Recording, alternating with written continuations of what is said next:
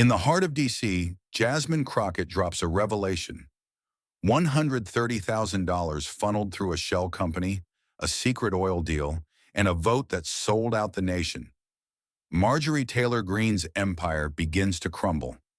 In just 5 days, everything she built could go up in flames. Will she survive the political firestorm or be torn apart by the truth she never thought would surface? Stay with us. This is a story worth every second of your time. The Capitol looked calm from the outside, but inside the tension felt electric. Just past 9 a.m., the hearing room was full. Leather chairs creaked, papers shuffled, coffee cups steamed. The agenda? A dull continuation of budget oversight. Meeting was listed, routine, predictable. That's what everyone thought, until the air shifted. The side door opened, Jasmine Crockett entered. No fanfare, no entourage, just the sharp rhythm of heels on marble. Calm, steady, unbothered. She wore a sharp navy suit, hair pulled back, and carried a slim black folder. No glance at cameras, no smile. She moved like someone who already knew the ending, and who wouldn't survive it. A staffer whispered, "Guess it's not going to be a slow day." A Politico reporter texted, "Crockett's here. Something's up." Even the stenographer sat straighter. Jasmine took her seat with surgical focus, opened the folder, and began sorting papers. An aide leaned in. She nodded once, eyes locked ahead. The illusion of routine cracked. A clerk dropped papers. Someone's phone hit the floor. A press photographer muttered, "This isn't normal." His partner checked the schedule. Budget hearing, unless she's got fire in that folder. She did. Everyone felt it. The gavel struck once, firm, final. And before the echo faded, Jasmine Crockett leaned forward, not to greet the room, but to start the fire she'd been preparing for weeks. Across the room, Representative Marjorie Taylor Greene had just arrived and taken her seat. She walked in 10 minutes late, sunglasses still in hand, heels clicking sharply as if to remind the room she demanded attention. Her team trailed behind her, carrying folders, whispering frantically. She didn't offer apologies. She didn't need to. In her mind, this was just another platform, another performance. But Jasmine didn't even look up. She waited for no one. And the moment the gavel landed, she spoke. "Before we proceed," Jasmine said, her tone calm but sharpened like glass, "I have an obligation to present information regarding a severe breach of public trust." Heads turned, laptops snapped open. Even Greene paused mid-sip of her coffee. "This concerns misuse of campaign funds linked directly to Congresswoman Marjorie Taylor Greene." The words were cold, factual, devastating, and they didn't need volume. They carried weight all on their own. From her folder, Jasmine pulled a page, not dramatically but with deliberate purpose. "A total of $130,000 from Congresswoman Greene's campaign," she said, "was transferred to a company named Red Granite Strategies Limited Liability Company." She let the name hang in the air like smoke. No verifiable address, no staff, no operational website, and no trace of this firm beyond a post office box in Wyoming, one that was shut down 8 months ago. She placed the document on the evidence tray and looked straight ahead. The room stilled. Journalists sat upright. A senior aide near the back slowly removed her earbuds. This wasn't a political jab. It was a direct hit. "This transfer was processed on May 17th, Jasmine continued, sliding another document forward. "Approved under transaction code TLG-S443, signed electronically from a device registered in Alpharetta, Georgia." She reached for another paper. "That device is linked to your campaign office." Every sentence was a hammer, every document a nail. From her seat, Greene's eyes widened. Then the fire hit. "That's a lie," she snapped, slamming her hand down. "That document is a fabrication." Her voice rang out, defensive, loud, desperate. She turned toward the committee chair, looking for support, for denial, for anything. But Jasmine did not break eye contact. She didn't blink. "This is not theater," Jasmine replied, tone flat but fierce. "This is accountability. And if you think I came here with just one document, you have gravely misunderstood what this folder holds." The moment froze. Green sat back, visibly shaken but trying not to show it. Aides beside her whispered nervously. A reporter from Reuters whispered, "She is losing it already." Jasmine, meanwhile, moved with the calm of a surgeon.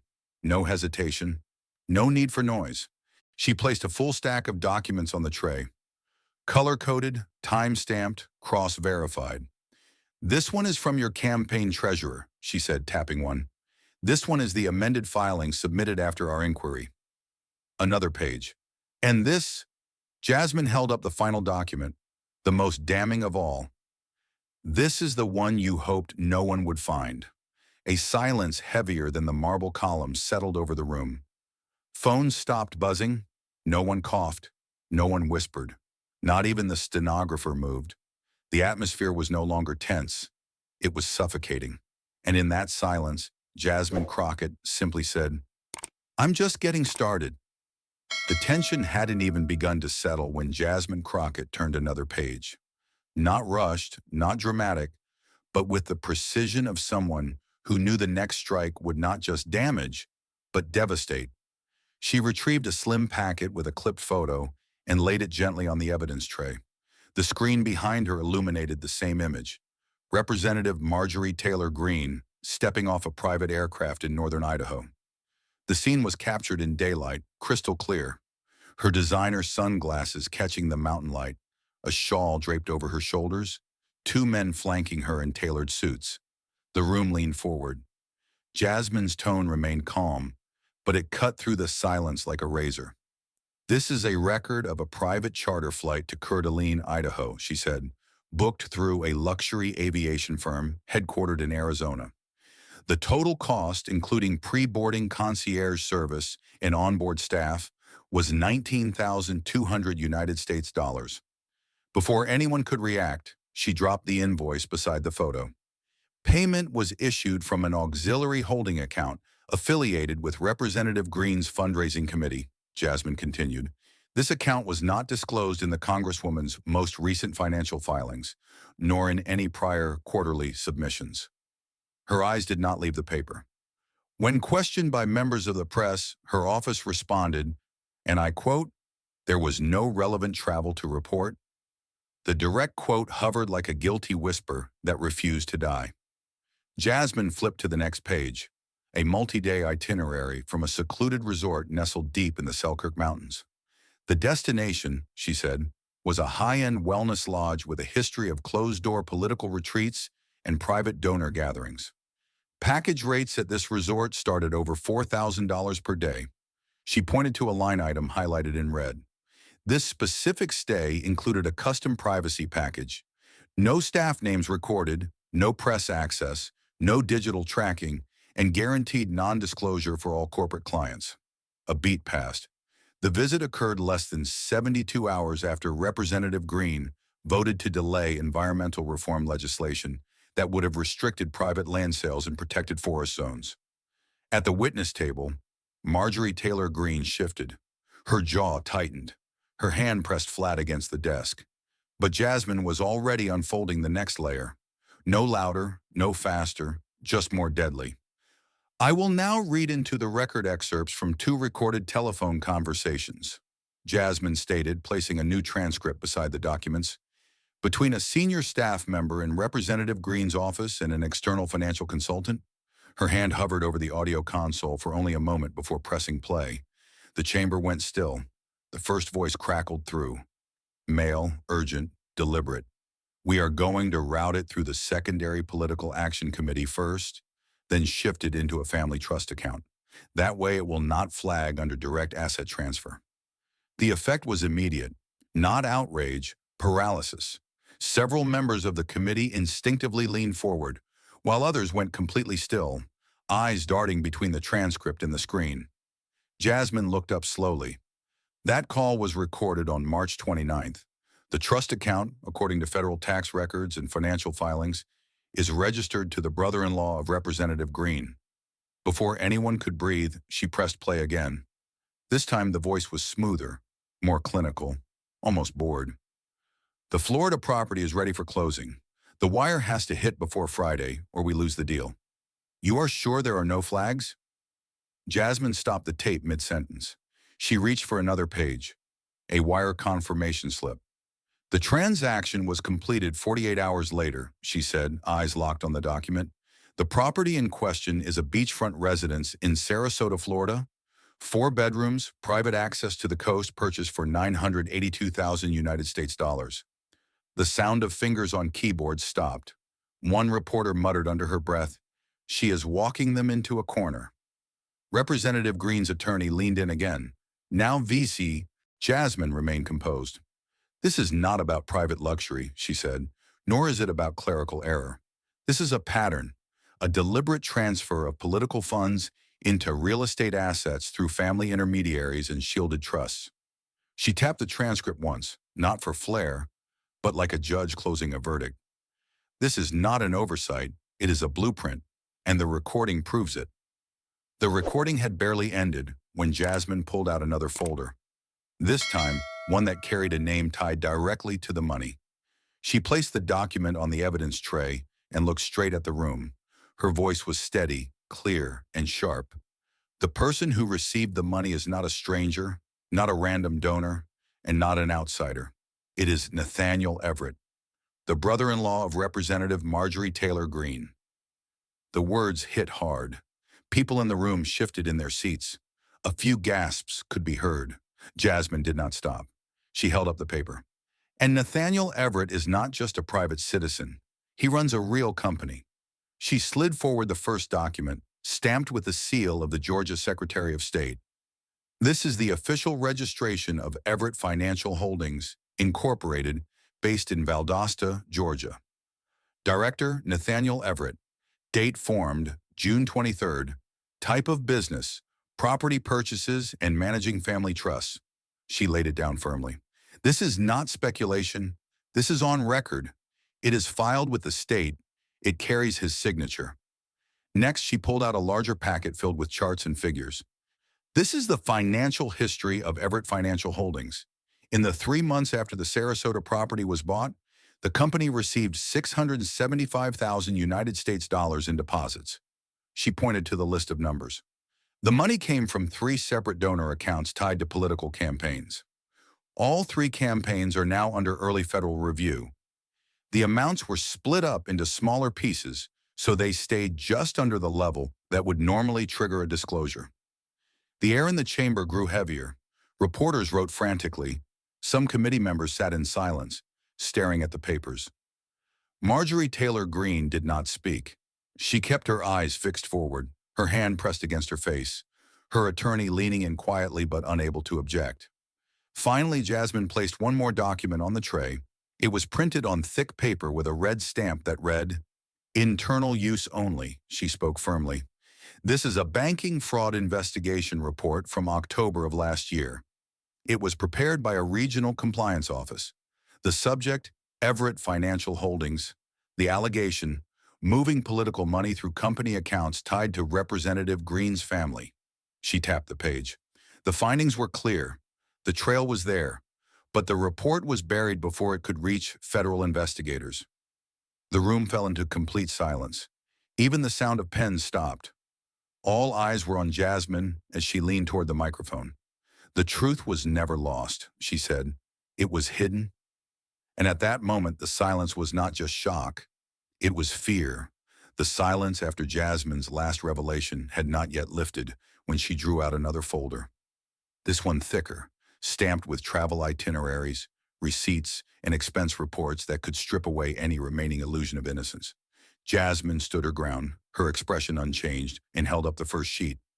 "Here are records of multiple private jet flights taken to Scottsdale, Arizona," she said, her tone calm but edged with steel. On the overhead screen, the logs appeared in clear black and white. Departure and arrival dates, passenger lists, payment references. Every line pointed to the same conclusion. These flights were not covered by campaign funds. They were not paid out of personal accounts. They were financed entirely by a single individual who is at this moment under federal investigation for financial fraud. Her words carried no embellishment, no exaggeration. The truth was heavy enough to press against the room like a weight no one could shift. She did not stop to look at Greene.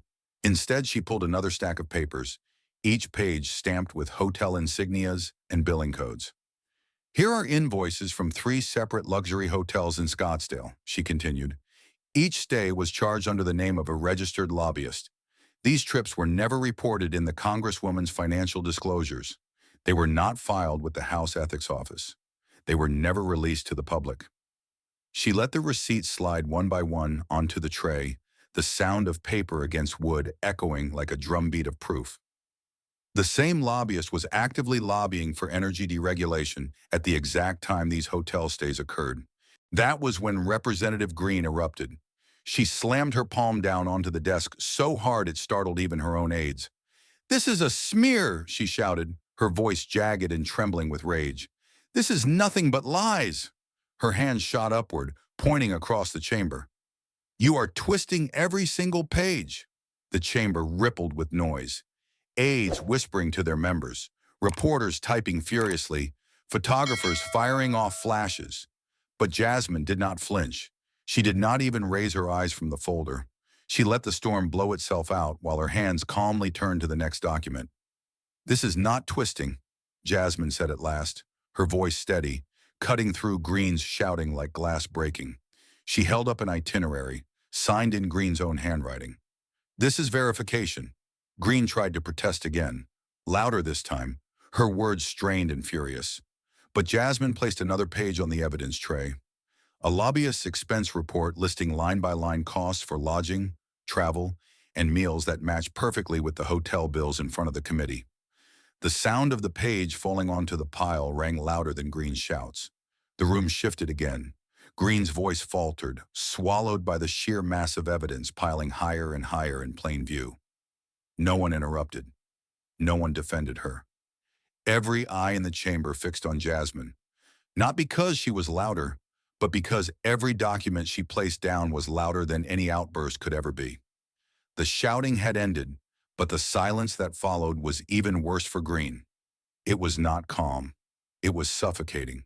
The kind of silence that told everyone in that chamber one thing. The evidence was stronger than her anger, and Jasmine Crockett had just proven it. The echo of Green's furious outburst still lingered in the air when Jasmine slid another file across the desk, one that would pierce deeper than invoices or receipts because it tied a vote in Congress directly to a face caught on camera. Jasmine stood taller, her voice cutting through the chamber with a deliberate calm. "Here are records of multiple private meetings between Representative Green and Mr. Charles Denton, the Chief Executive Officer of Titan Energy Corporation," she began.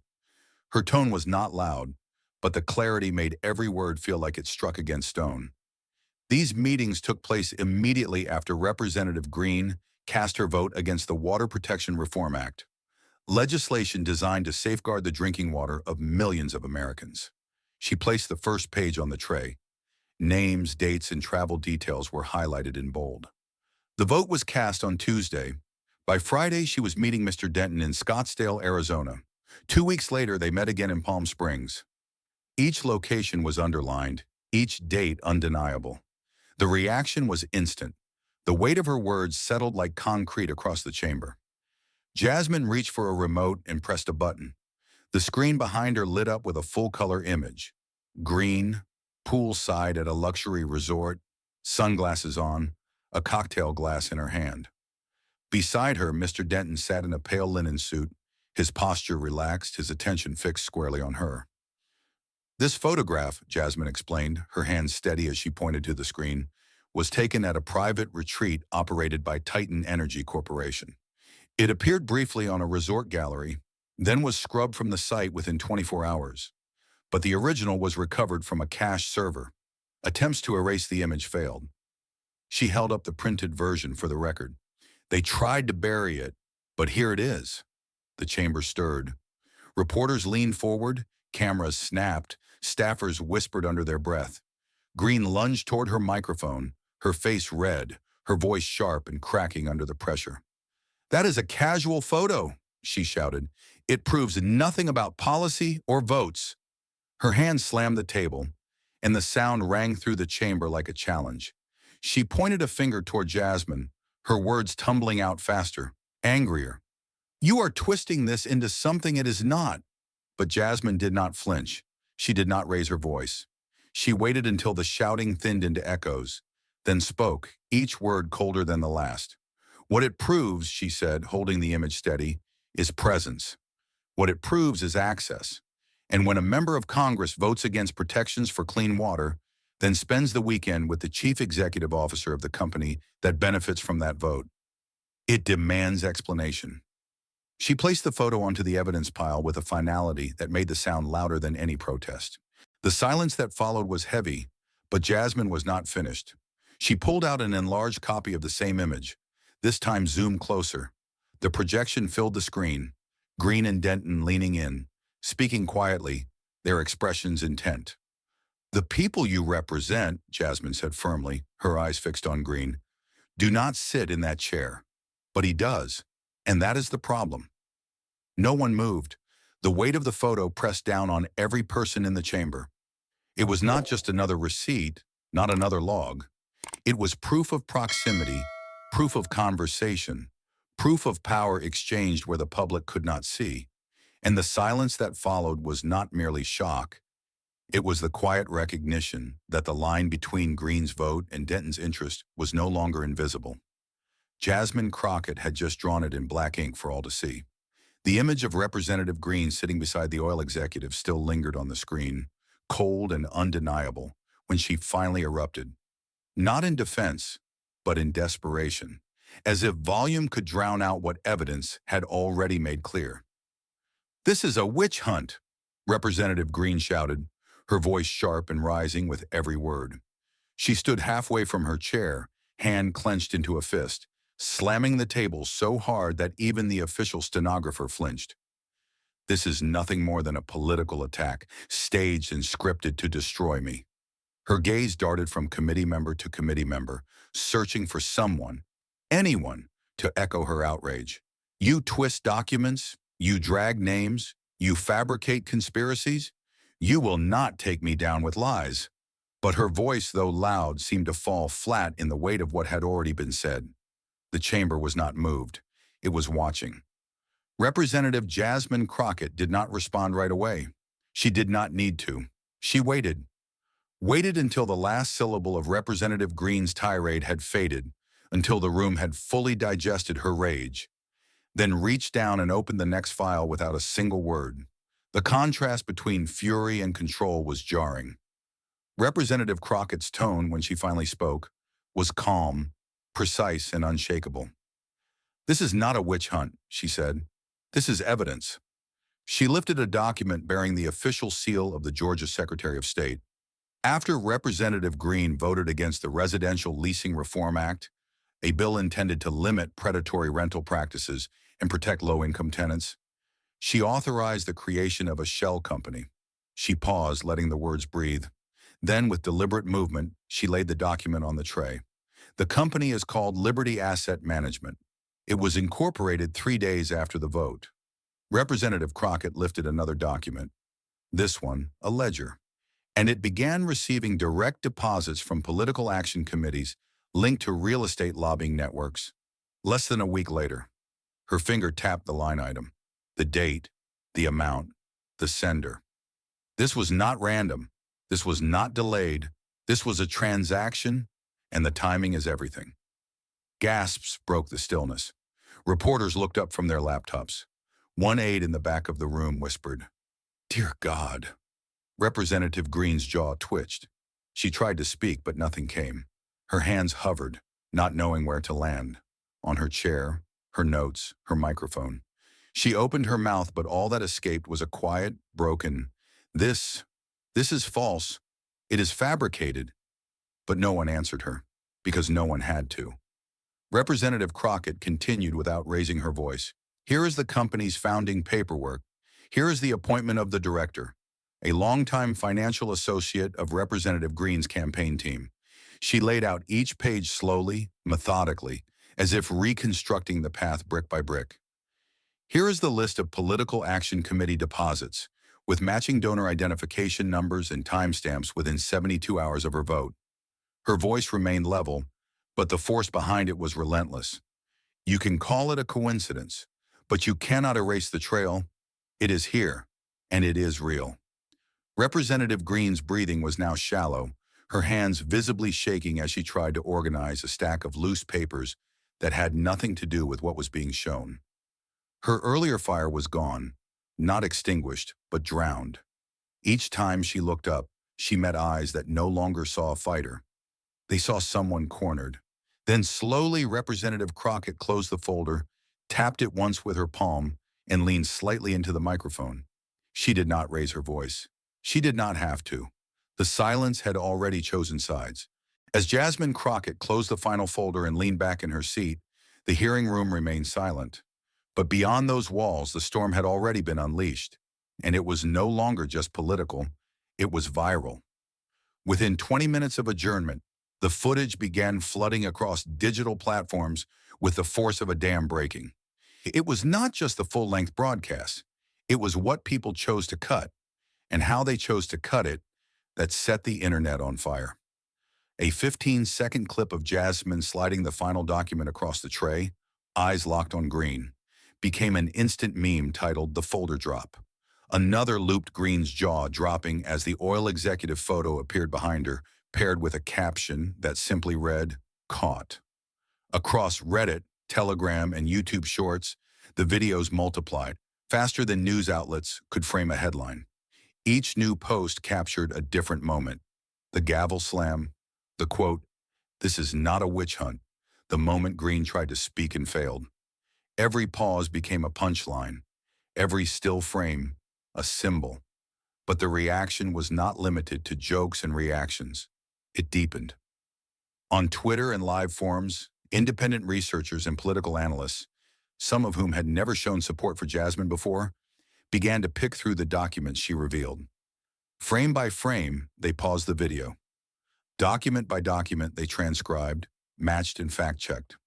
Former campaign treasurers, retired ethics officers, and even partisan commentators from the conservative side joined live streams to verify what the public was now demanding to understand. Jasmine had not just presented evidence. She had made it readable, traceable, undeniable. One well-known independent commentator posted a side-by-side thread, Green's vote timeline versus the shell company's formation records. Under each timestamp, the caption read the same, "There's no unseeing this." A data-focused podcast hosted by a former federal accountant went viral when the host, previously a skeptic of congressional hearings altogether, spent 20 minutes explaining how Jasmine's documentation was the cleanest political money trail I have seen in 10 years. But the shockwave hit hardest when Harold Miles, a veteran anchor at Fox News known for his blunt delivery and sharp conservative leanings, spoke up on national television. He was not animated. He was not combative. He looked directly into the camera, hands folded on the desk, and said, "I do not care who is right politically. What I saw today was not a debate. It was a data operation, cold, precise, and absolutely devastating." He paused. Let the weight of it land. Say what you want about Congresswoman Crockett, but that was not a performance. That was a surgical takedown. The clip was reposted over 2 million times in 12 hours. And when even the most partisan networks began calling it a masterclass in congressional accountability, the silence from Representative Green's office said more than any press release could. The headlines were still catching up to the moment, but inside Green's camp, panic had already outrun them. She was supposed to go on air that evening, a friendly pre-scheduled segment with a conservative outlet that had always welcomed her without resistance. The plan was to control the narrative before it spiraled, but by noon, everything changed.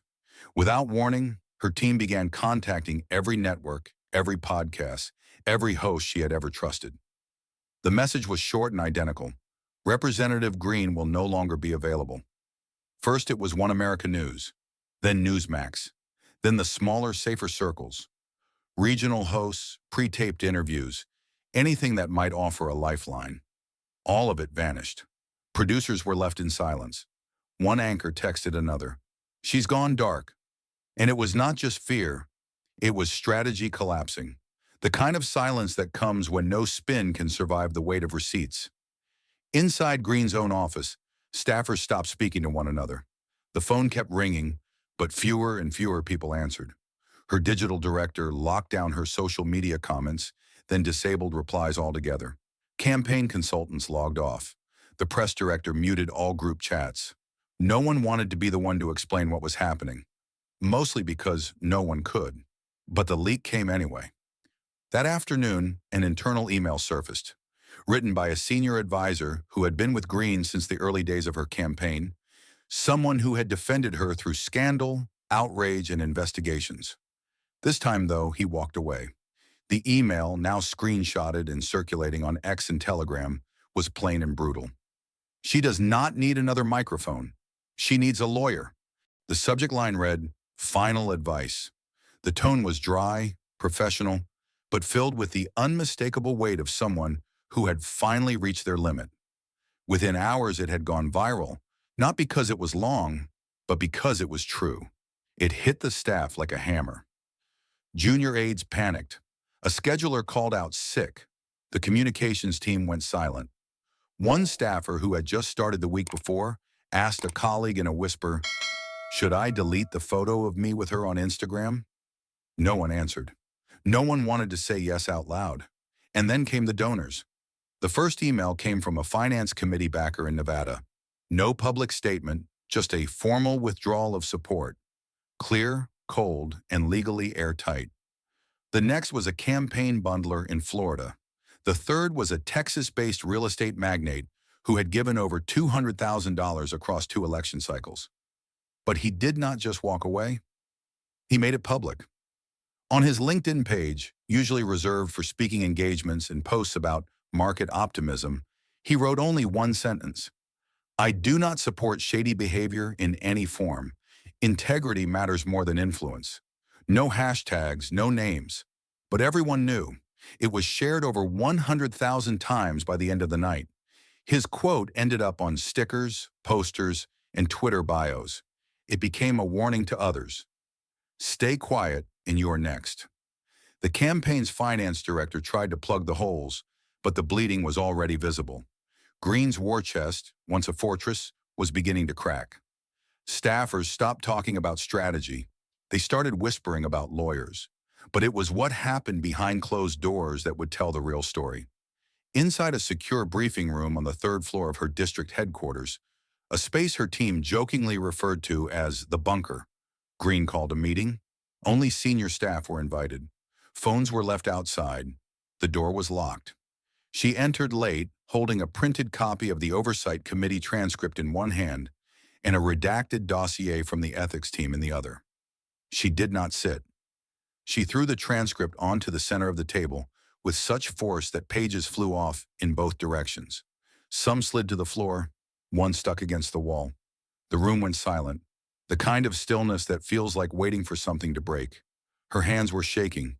Her voice was low at first, not from calm, but from how much effort it took to keep from screaming. "They think I'm going to apologize?" No one spoke. No one looked at her directly.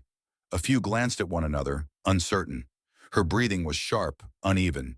Then she snapped, "They will have to drag me out of this seat with claws."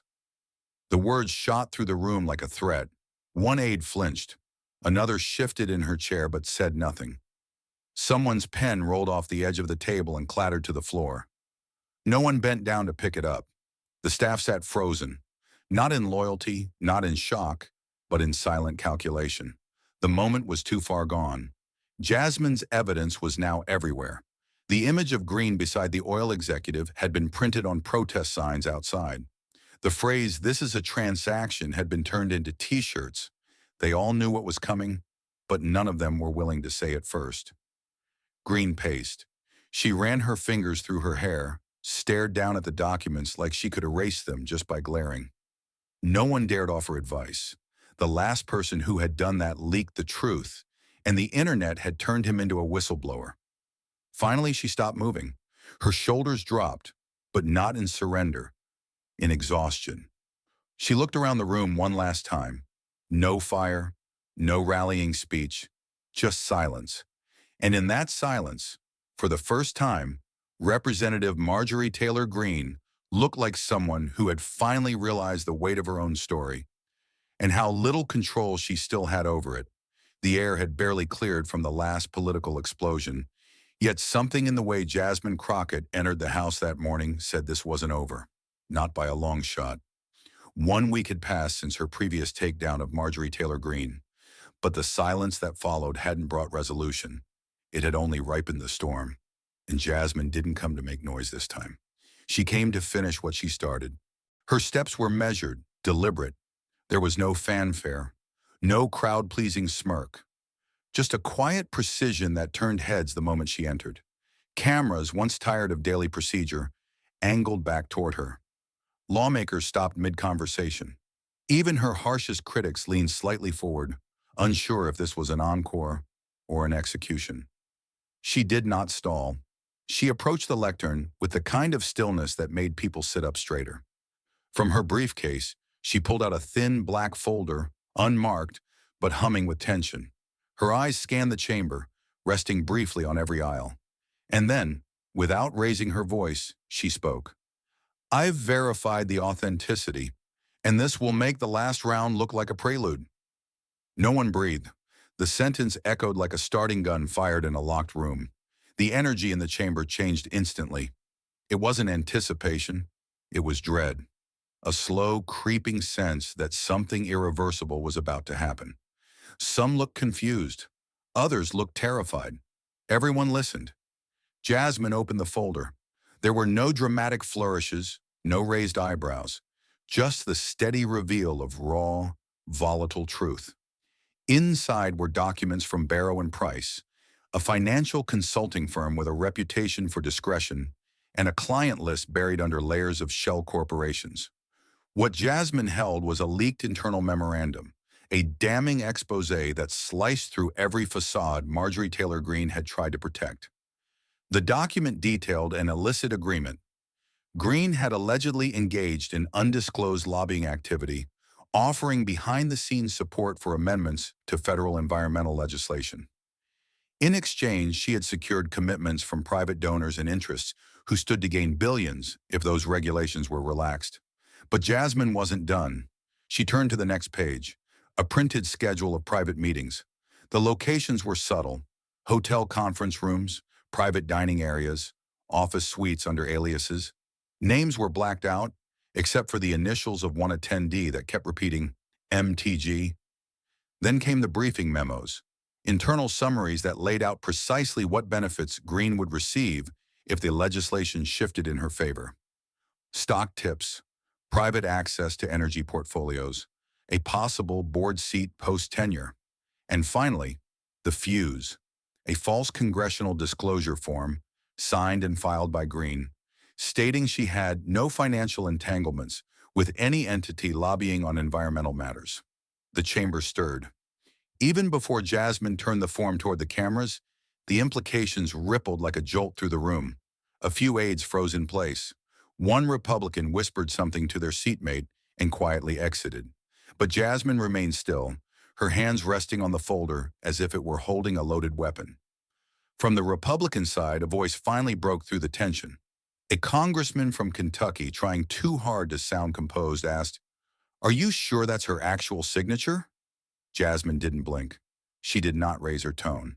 She simply tilted her chin up and replied, "I have expert verification, and I have video of the signing." A collective gasp swept through the chamber. This was no longer about documents. This was proof. A smoking gun caught on tape. Whispers turned into chaos. Phones buzzed to life. Assistants scrambled from their benches, dashing toward hallways as if putting out a fire that had already burned through the floor. And still, Jasmine said nothing more. The silence she allowed was intentional, sharpened like a scalpel. She let the room feel it, the weight of deceit crashing against the wall of truth. She didn't yell. She didn't gloat. She just stood there, her posture unshaken, her expression unreadable. At that moment, the folder in front of her was no longer just paper. It was a mirror, and everyone in the room had to look into it. The speaker glanced toward his staff. Someone from the oversight committee jotted notes furiously, their hands visibly trembling. Across the aisle, two senior Republican women exchanged glances. One looked down immediately, the other held Jasmine's gaze, eyes filled with reluctant recognition. And though Marjorie Taylor Greene wasn't physically in the chamber, her presence, or rather the absence of her defense, became the loudest silence of all. Because the truth wasn't just spoken that day, it was delivered, documented, verified, and signed in her own hand. No denial could undo it. No spin could escape it. And no one, not even her fiercest defenders, dared speak on her behalf. Jasmine didn't stay long. Once she placed the folder back in her case, she gave a slight nod to the chair and stepped down. No applause followed, no cheers, just the stunned, reverent quiet of people who had just witnessed the beginning of the end. The kind of quiet you only hear in a courtroom before a verdict, or in Congress before history rewrites itself. And Jasmine Crockett, she did not need a headline. She was the headline, and this time there would be no edits. But the silence that followed Jasmine Crockett's black folder revelation wasn't peace, it was pressure. It was the kind of stillness that comes right before glass shatters. And when it shattered, it didn't just fall in Washington. It cracked across dinner tables, gas station radios, barbershop TVs, and midnight prayer circles. For the first time, people who had sworn loyalty to Marjorie Taylor Greene weren't just uncomfortable. They were angry, not because of party lines, but because the person they defended no longer looked like someone who would defend them. In Kentucky, where red hats still hung on truck mirrors and Greene's campaign stickers clung to rusty toolboxes, one voice broke through the noise. He wasn't a politician or a pundit. He was a 62-year-old factory worker, retired early after a back injury, who had voted for Greene 3 times and told his sons to do the same. His voice came through a small-town podcast, crackling with static, but the pain was clear. "I feel betrayed," and he said. "I supported her because I believed in integrity." He didn't shout. He didn't curse. But in that quiet, flat tone, something deeper burned. You could hear it, how belief curdles when it meets deception, how trust, once broken, doesn't snap. It dissolves. That clip, all 17 seconds of it, was shared more than 2.4 million times within 48 hours. Farther south, in Greene's home state of Georgia, the backlash was growing sharper. Not from her opponents, but from her former defenders. One of them, a well-known local pastor in a rural Baptist church, stood behind his pulpit and stared down the congregation like he was about to perform a funeral. In many ways, he was. A funeral for silence, for willful blindness, for blind loyalty dressed up as patriotism. "We cannot call it patriotism," he said, "if we are not honest with our fellow Americans." His words didn't echo off the walls. They sank into them. There was no amen, no hallelujah, just the collective stillness of people realizing that their silence had protected the wrong person for too long. It wasn't just hearts that were shifting, it was culture. Online, the next wave was already rolling in. TikTok, the home of dance trends and lip syncs, suddenly became the courtroom. A new movement exploded within hours, the receipt challenge. Young people, activists, college students, even high school seniors, dressed up in faux blazers and fake glasses, sitting at kitchen tables that doubled as witness stands. Each video began the same: a smirk, a folder snap, and the phrase that had now become legendary: "Let's talk about it." They mimicked Jasmine Crockett's calm ruthlessness, flipping pages and laying down mock evidence with theatrical timing. But the tone wasn't mockery, it was tribute. The receipt wasn't a joke, it was a signal. Truth is trending, and for every joke, there was a sting. Some users layered Jasmine's real voice over their videos, syncing her congressional quotes with text like, "This is how accountability sounds." Others used split-screen edits. On one side, Crockett holding up evidence. On the other, Greene's stunned reaction. In one particularly viral clip, a Gen Z creator from Michigan played both roles, flipping from Jasmine's deadly calm to MTG's awkward smirk with the caption, "This isn't politics. This is a plot twist." Even satire couldn't hide the truth. In fact, it made it more visible. But the biggest punch wasn't emotional, it was mathematical. Within just 5 days, internal polling leaked to the press showed something Greene's camp had feared but never expected: a 17-point drop in approval ratings. Not just among swing voters or moderates, but among her core base: church-going, rural, proudly conservative voters who once saw Green as a warrior. Now they saw a liability, a scandal magnet, a ticking bomb wrapped in campaign colors. Political analysts were stunned. Numbers don't lie. And these numbers screamed one thing: the empire was cracking. One data analyst from an independent think tank put it bluntly on national radio: "This isn't just a dip, it's an internal hemorrhage." Another Republican strategist, speaking off the record to a conservative paper, admitted, "It's like watching someone walk off a cliff with a smile. No one in the party knows how to stop it." And Green? She didn't stop. She didn't pivot. She didn't apologize. But she couldn't pretend the fire wasn't real. Not when donors stopped answering her calls. Not when church leaders stopped inviting her. Not when even local press, who once gave her softball interviews, started asking about contracts, signatures, and undeclared meetings. The weight was no longer coming from the left. It was falling from above and below, pressing inward like a collapsing structure built on bad cement. The cultural shift was undeniable. For the first time in years, people weren't arguing over politics. They were arguing over character, over truth, over betrayal. It wasn't red versus blue. It was receipts versus lies. And in that war, Jasmine Crockett didn't need to raise her voice. She had already raised the standard. Because this wasn't just about Green, it was about a generation of Americans, young, old, left, right, realizing that maybe the real fight isn't between parties. It's between those who hide behind power and those brave enough to challenge it with proof. And in that moment, across states, screens, and ideologies, one thing was clear: people weren't just watching, they were waking up. And just like that, the storm moved from the streets to the system. The viral clips, the falling poll numbers, the moral reckonings in churches and small-town podcasts, they were loud. But what happened next was quiet, intentional, institutional. The kind of silence that doesn't mean peace. It means the walls are listening. It means the system has officially taken notice, and someone important is about to feel the ground shift beneath their feet. Without a single press conference or media blitz, the House Ethics Committee released a brief, clinical statement late Friday evening. No primetime cameras, no flashing headlines, just 3 sentences, cold, measured, and devastating. The committee was initiating a preliminary investigation into Representative Marjorie Taylor Greene. The wording was sterile, but the implications were not. Every member of the committee, regardless of party, was instructed to review a packet of documentation. That packet had one name on the front: Jasmine Crockett. The Capitol buzzed, but not with noise, with avoidance. Suddenly, members of Greene's own party, the same ones who had posed with her at fundraisers, defended her on Sunday panels, and laughed along with her jabs, were ducking cameras. Microphones that once followed them like shadows now dangled in front of stone-faced silence. "No comment" became the phrase of the week. One Republican aide, visibly sweating under the rotunda, whispered to a journalist, "It's radioactive right now. Nobody wants to be next to her when the fallout hits."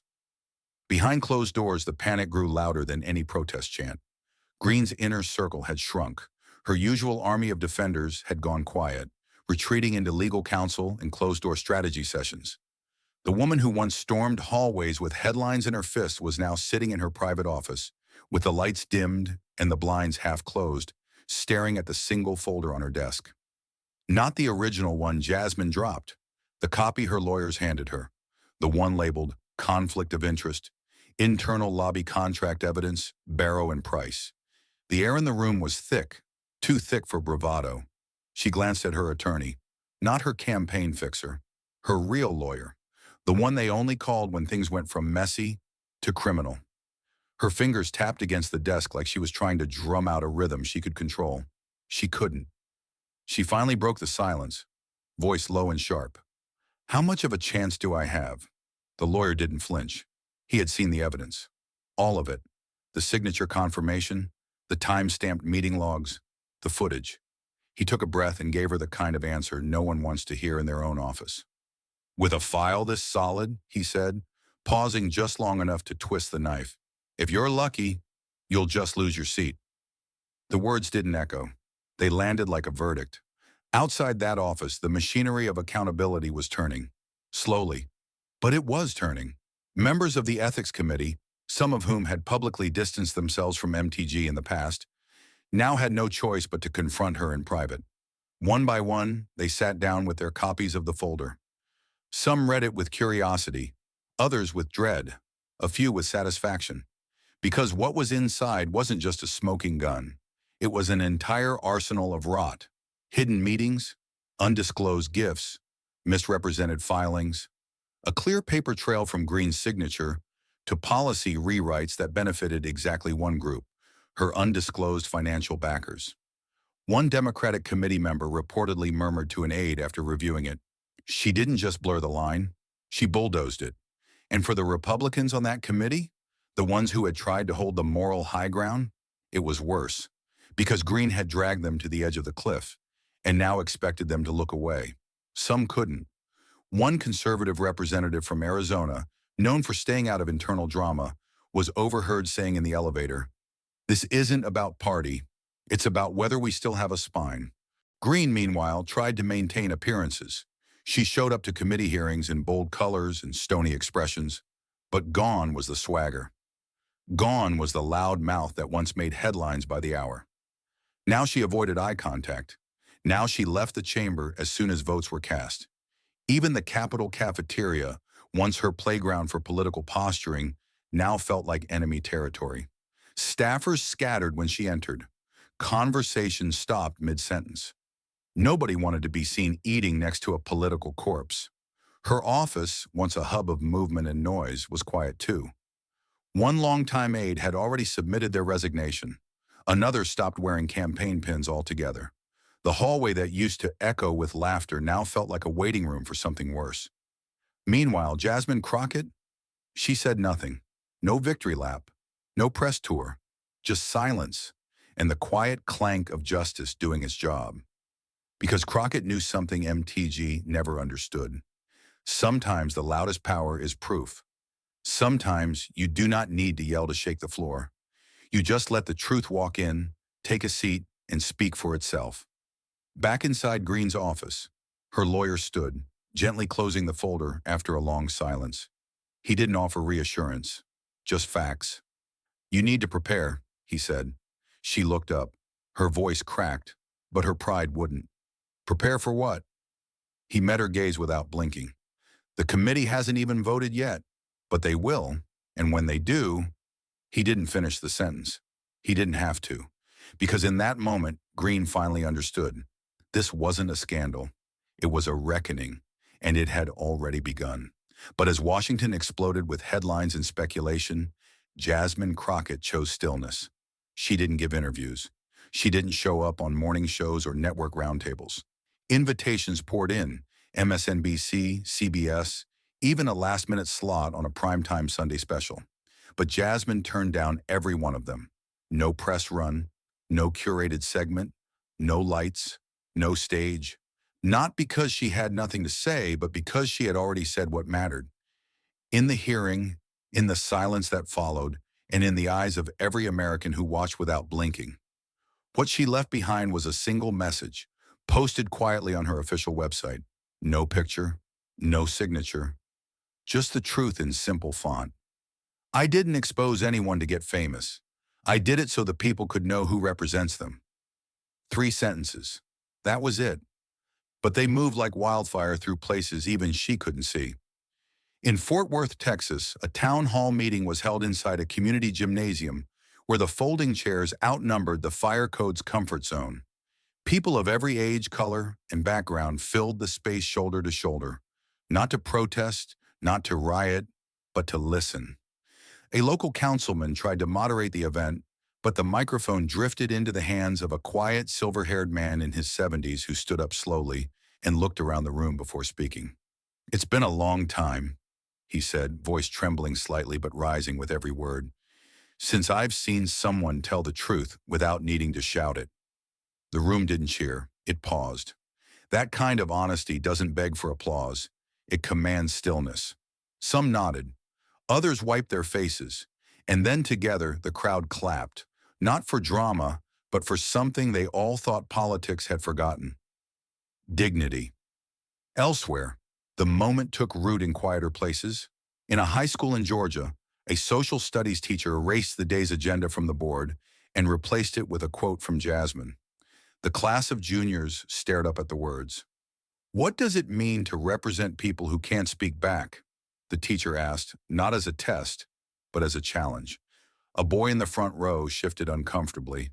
A girl in the back finally raised her hand after weeks of silence in class. "It means," she said, "you don't use their silence as a shield. You use your voice as a bridge." The teacher didn't say anything. She just nodded. And under that quote, she wrote one word: responsibility. It stayed up there the rest of the week. And just like that, Jasmine Crockett wasn't just a congresswoman anymore. She became something else: a mirror, a measuring stick, a moment parents pointed to, a sentence teachers circled, a question citizens asked each other when politics started to feel like theater again. Even without her trying, the public couldn't stop talking. Young people especially found a new language in the fire she had sparked. Videos began circulating of teens pretending to be Jasmine, reenacting her takedown not for laughs, but with pride. They wore suit jackets 2 sizes too big. Some had glasses, some didn't. Some spoke in silence. Others slammed empty folders down on their kitchen counters and said the same phrase with the same calm power. "Let's talk about it." It wasn't comedy, it was code. A new cultural shorthand for "I've got proof, and I'm not afraid to show it." What started as imitation became tradition. Young people across the country flipping the dynamic and saying, for once, that the truth didn't need to be loud to land hard. In the quiet corners of churches and diners, things shifted. In Georgia, a Baptist pastor paused halfway through his sermon and turned off the microphone. He walked down from the pulpit and stood at eye level with his congregation, clasping his hands. "You can't call it patriotism if you're not honest with your own people," he said, his voice raw and firm. No one said amen. They didn't need to. And while all this happened outside of Washington's marble walls, the ripple inside those halls grew sharper. A shift occurred, not just in public opinion, but in behavior. Some Republican lawmakers began avoiding reporters altogether. They were seen ducking into service elevators, slipping out back exits. Their answers changed from defensive defiance to cautious silence. One congressman, previously a vocal ally of Green, was overheard on a hot mic in the Rayburn building whispering, "We're going to have to pick a side eventually, and she's not the winning one." But Jasmine didn't say a word. She kept her head down, voted on local water bills, met with union reps, carried on like a woman who didn't just survive the storm, but built a house inside of it. Even in Kentucky, MTG's once reliable support base, the fallout reached unexpected corners. On a late-night podcast hosted by 2 middle-aged veterans, one former supporter called in with something different from the usual firebrand rhetoric. His tone was slower, heavier. "I feel betrayed," the man said flatly. "I backed her because I believed in integrity." He didn't shout. He didn't insult. He just ended the call. And the 2 hosts sat there, speechless for the first time in over 100 episodes. Across every media platform, analysts scrambled to track the damage. But the data didn't lie. MTG's approval rating plummeted. 17 points in 5 days. Not just among moderates or independents, but among her own core base. Campaign strategists went quiet. Major donors pulled out silently, redirecting funds toward newer, safer candidates. In political circles, her name became more cautionary tale than rallying cry. But Jasmine still didn't crow. She didn't retweet the polls. She didn't gloat. She went home. One evening, alone in her apartment, Jasmine walked past her living room, where her laptop sat open. A cable news anchor was loudly debating her impact, overlaying dramatic graphics, sound bites, and speculation. She closed the lid. In the kitchen, she poured herself a glass of water and sat down at the small wooden table that had been with her since law school. The chair creaked, just like it always had. The same light overhead buzzed faintly. On the table next to her phone sat the leather briefcase, the one she had carried into that hearing, the one that held the file, the one that shook a chamber, a career, a country. Her fingers hovered over the clasp, but she didn't open it. She didn't need to, because America finally had read it with her. She exhaled, not because the war was over, but because the silence finally felt safe. And in that quiet moment, under a warm light, without applause, hashtags, or headlines, Jasmine Crockett knew the truth had done something extraordinary. It had spoken. And this time, for once, the country had listened. But what lingered after the silence wasn't just peace, it was purpose. Something deeper had taken hold, not just in Jasmine, but across a country that was used to moving on too fast. The story didn't fade. It echoed in classrooms, town halls, homes, and hearts. Because this wasn't about one woman taking down another. It was about a system being forced to look itself in the mirror, and for once, not flinch. What Jasmine proved is that power doesn't always roar. Sometimes it whispers, calmly and clearly, and that's enough to shake the ground. She didn't need 1 million followers to go viral. She needed one unshakable truth, delivered at the right moment with no apology. In a world obsessed with shouting matches and sound bites, she reminded us that stillness can be louder than chaos, that integrity, though slower, always catches up to deceit. And that's the heart of it, accountability, not revenge, not humiliation. Just the quiet demand that those who represent the people must remember the people. That every vote cast in your name is not a blank check, but a loan of trust. And once you betray that trust, it doesn't take a scandal to bring you down. It just takes one person brave enough to say, enough. Jasmine didn't just reveal corruption, she redefined courage. She didn't chase fame or followers. She didn't raise her voice to match the noise. She held her ground and let the facts speak. That is leadership, not the performative kind, but the kind that leaves a mark, the kind that teaches more than it takes. What this story teaches is simple. You don't need to be famous to change something broken. You don't need to be perfect to stand for what's right. You just need to be willing to lose comfort, to face heat, to walk alone if that's what the truth demands. Jasmine wasn't born a symbol. She became one because she refused to look away, because she chose justice over convenience. And the lesson isn't just for politicians. It's for all of us. For the student who sees cheating and stays silent. For the employee who watches injustice happen at work and wonders, is it my place to speak up? For the neighbor who hears something wrong through the wall and tells themselves it's not their business? This story says it is your business. Because silence protects power, but truth protects people. And people, no matter how ordinary, can change everything. There's something sacred about someone who holds the line. Jasmine never claimed to be perfect. She never tried to be a hero. She just made one choice again and again, to stay honest when it was easier to look away. And in doing so, she gave permission for others to do the same. That's the spark. That's how movements begin. Not with fireworks, but with one person lighting a match in a dark room. And here's the part we can't ignore. It worked. Not because she screamed, not because she slandered, but because she was prepared. Because she read the fine print. Because she did the work when no one was watching. That's the real revolution. In a world trained to reward noise, Jasmine taught us that discipline is louder, that knowing the truth is half the battle, but being ready to speak it when it matters, that's everything. What will stick with America isn't just the scandal, it's the standard. From now on, people will remember how calm can be powerful, how facts can be dangerous to the right people, how dignity, once unleashed, can't be put back in a cage. They'll remember that power doesn't belong to the loudest voice in the room. It belongs to the most unshakable one. So the next time someone asks you why it matters, why truth still counts, why character still has value, tell them this. Because one voice placed in the right moment can break an entire system of silence. Because one act of courage forces 1,000 acts of accountability. Because one person, standing still while the world spins, can reset the course of history. And because truth, even buried for years, has a way of digging itself back to the surface, especially when someone dares to speak it without fear. That's the story Jasmine Crockett gave us. And it's not over. Because somewhere right now, someone is watching her and wondering, if she did it, maybe I can too. And maybe that's the most powerful ending of all.